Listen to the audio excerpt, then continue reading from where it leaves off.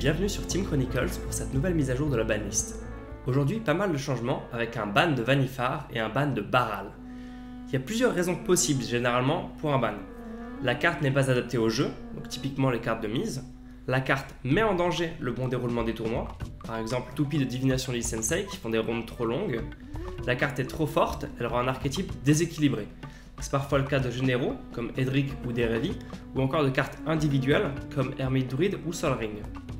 On dit généralement d'un deck qu'il est déséquilibré quand il a énormément de bons match-up et peu de mauvais match-up. Quand il est très positif contre beaucoup de decks et peu négatif contre peu de decks, ou encore quand ses bons match-ups sont légion, tandis que ses mauvais match-ups sont rares et mauvais dans le metagame. La question se pose donc, qu'est-ce qui a mené au ban de Vannifar et de Baral? Vannifar déjà, c'est un général qui fait gagner instantanément et pratiquement tout seul s'il reste un tour sur la table. Aucun autre général légal ne permet ça dans le format actuellement. Vannifar a aussi accès au vert pour s'accélérer et au bleu pour se protéger. Donc dans ces conditions, c'est donc un deck qui est très rapide, très stable et très dur à contrer et qui fait tourner toute la partie autour de son propre général. Habituellement, chaque joueur a un plan de jeu et essaie de le dérouler tout en contrant celui de son adversaire. Là, on se retrouve rapidement avec la sensation qu'un des joueurs a un plan et l'autre court derrière. C'est une sensation qui est bien sûr très désagréable, surtout si notre deck est plus fait pour agresser que pour gérer. En termes de match-up, Vannifar déroule aggro et qui est très populaire en ce moment. Certains match-up d'aggro qui jouent beaucoup de disruption et ont plusieurs couleurs pour disrupter sont difficiles. Je pense notamment à Yuriko qui a accès aux contres, aux bounce et aux anti-bêtes tout en jouant beaucoup de menaces à coût vraiment très faible. Mais Yuriko c'est aussi un deck très peu joué et qui performe au final assez rarement. C'est un peu l'histoire de Vannifar en fait ça. C'est-à-dire que le deck est vraiment bien contre beaucoup de choses populaires et même pas si mal contre le reste. Et les match-ups sont au final peu populaires et pas si bien placés. Par exemple, New Trader s'est pris un Maelstrom Wanderer au trial Zap à Magic Corporation et a pas du tout aimé la dose de disruption et les feux dévastateurs. Mais qui joue Maelstrom Wanderer dans le metagame? L'essentiel du temps, quand on joue le jeu, on se sent juste au-dessus du lot en fait. On fait trop de choses trop fortes, trop vite, avec trop de protection pour être stoppé. On se contente de rejouer constamment notre général tout en développant nos ressources en mana, pendant que notre adversaire en face sue sang et eau pour survivre. Si le deck devient populaire, il peut forcer tout le metagame à changer pour s'adapter à lui tellement il est puissant. C'est quelque chose qu'on avait pu observer à l'époque d'Edric et ses mauvais signes. Les decks bons dans le metagame qui battent bien Vannifar, c'est en gros Sai, Baral et Yuriko. À peu près tout. Le général est pas très agréable à affronter, pas très équilibré, d'où une réaction rapide du comité. Baral c'est un deck qu'on voit depuis un petit bout de temps déjà. Il passe sous les radars parce qu'au final pratiquement personne ne le joue et parce qu'il y a quelques petits trucs à savoir pour bien le jouer. Partant de là, on se dit bof, il est pas bien méchant, on le voit jamais. Quand Jean-Bob l'inconnu le sort, ça fait rien. Au final, il y a Guillaume Maudifrin qui gagne tout le temps avec, mais est-ce que c'est pas juste le joueur qui est très bon?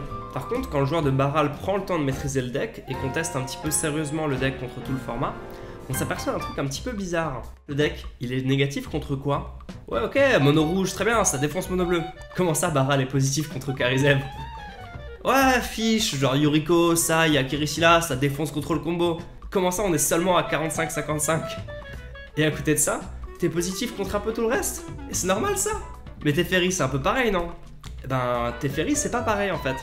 Déjà, Teferi passe par un arpenteur qui peut se faire blaster pour interrompre sa combo. Et ça, c'est important.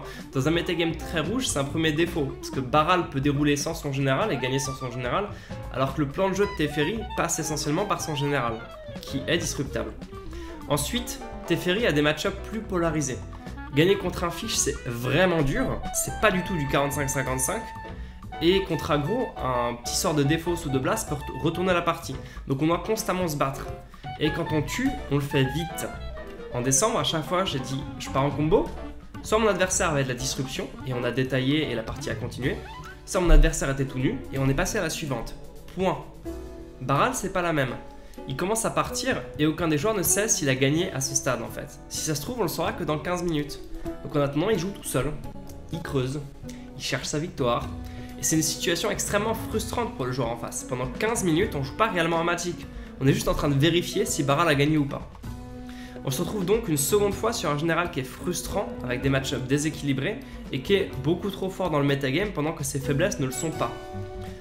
Deux généraux qui avaient un fort goût de God tier et qui ne contribuaient pas à un format ouvert et agréable dans lequel il fait bon jouer, Et pour ces raisons, c'est les deux-là qui nous quittent à présent. Et je trouve que c'est plutôt une bonne annonce. C'est-à-dire qu'on avait un format ouvert, sain, varié, interactif et agréable. Et Baral et Vannifar étaient un peu les deux seules menaces à ce metagame. En plus, je pense pas que leur départ va mettre en péril quoi que ce soit. Il faut peut-être garder un œil sur Gitrog, qui est historiquement pas fou contre High Tide et qui perd ici un prédateur, mais c'est pas grand chose. Certains joueurs m'avaient fait part de leur peur d'une saison de Vannifar qui les dégoûterait de jouer, et ben ça n'arrivera pas, on aura un printemps du bonheur à la place.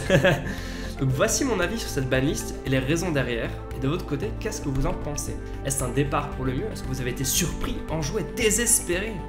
À vous les studios dans les commentaires.